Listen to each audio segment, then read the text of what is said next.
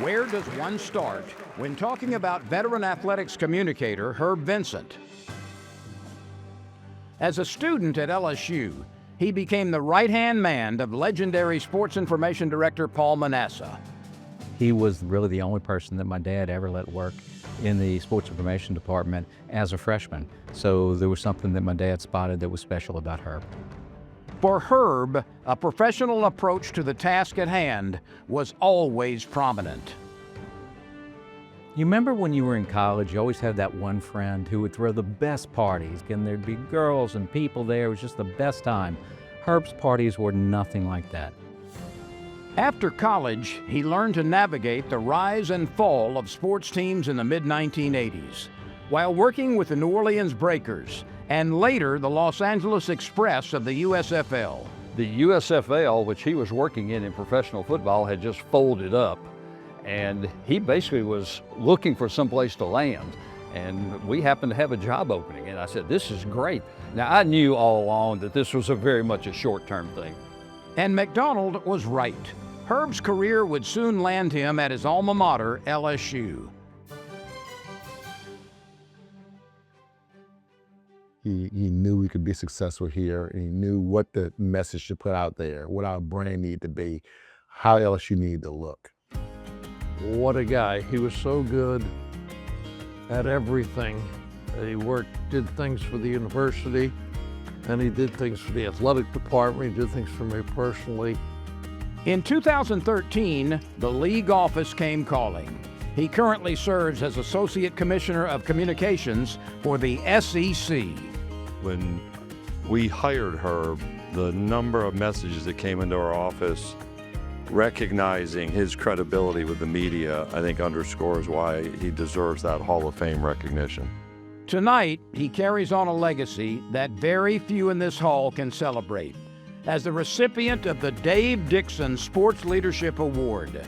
Ladies and gentlemen, Louisiana Sports Hall of Famer, Herb Vincent.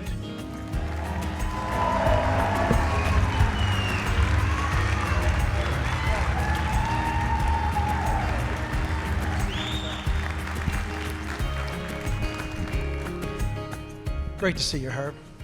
1 week ago, you were in Omaha representing the Southeastern Conference, watching one of your conference teams take the title that just so happens to be your old school. How tough is it to be representing the conference and maybe not have that little extra? Well, in that case, it's easy because we had one team there. You know, the last 2 times we've been in Omaha, we've had SEC versus SEC, and that's a challenge because you have to be neutral.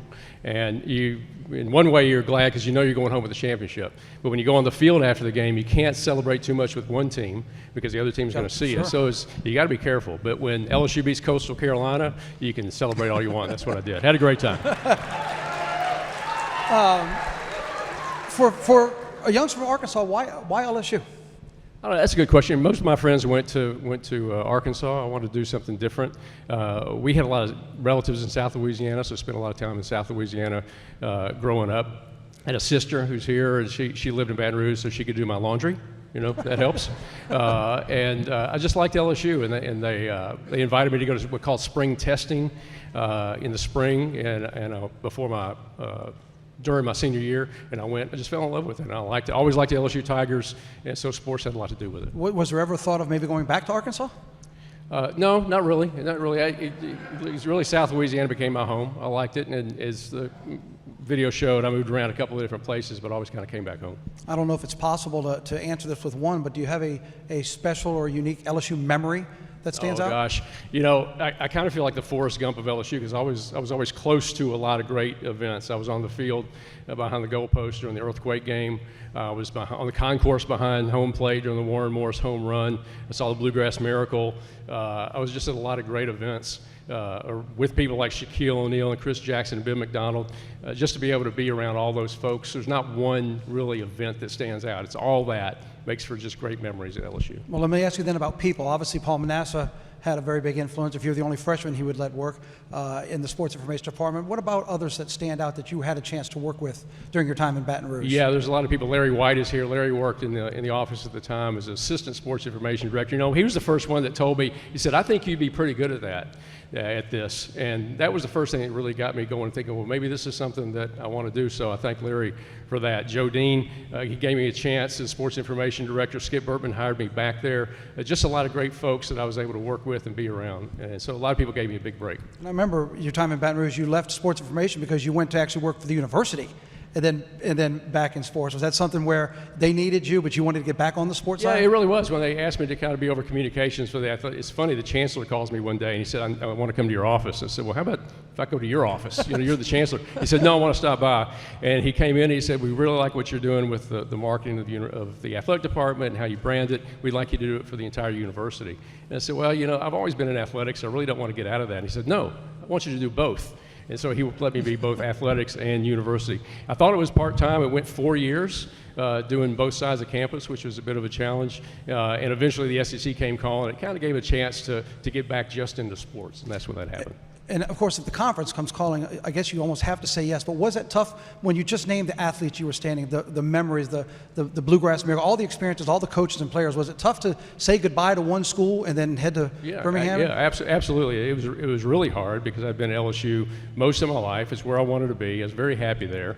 But Mike Slive said, come to Birmingham. Let's talk about it. He said, I'm going to try to talk you into the job. I said, okay, well, we can talk. And he said something that kind of caught me. He said, do you want to be doing the same thing 5 years from now that you're doing right now, or you want to try something different on a bigger stage? And so that kind of got me, and I thought I'd take that risk and make that change. We certainly heard what Greg Sankey had to say about you in the video, and if he has compliments like that, we know that carries a lot of clout because we know what Greg Sankey is like as a man and a commissioner. What does that mean to you when you hear the compliments and the pros pro and the man who does it right as you celebrate a weekend like this? How does that affect you? What does that mean to you? It makes you feel good when you hear what Greg said, when you hear what Skip said, and I've been close to him for a long time. When people of that stature put trust in you and you know, they count on you, that makes you raise your area of responsibility and your commitment to them. So those are important things to hear. I know there's a lot of staff here tonight that's been a long time. I saw Bill Franquez, obviously Kent Lowe, that you all worked with, and I know they still carry on a lot of the leadership aspects that you gave them. What was your biggest takeaway from LSU that you've carried with you to the SEC today? I think the campus experience is really important, and to take that campus experience to the conference office and provide that as an educational opportunity for all the folks there, because some people there have only worked in the conference office. And so it's good to bring the campus experience to the conference office. It was good for me to get to a conference office and see what goes on around the rest of the league. And so it was a great move for me and a great opportunity. Well, Jamie and Kennedy, congratulations to your husband and to your dad. And Herb, congratulations to you. Welcome to the Sports Hall of Fame. Herb Vincent, everybody. Congrats.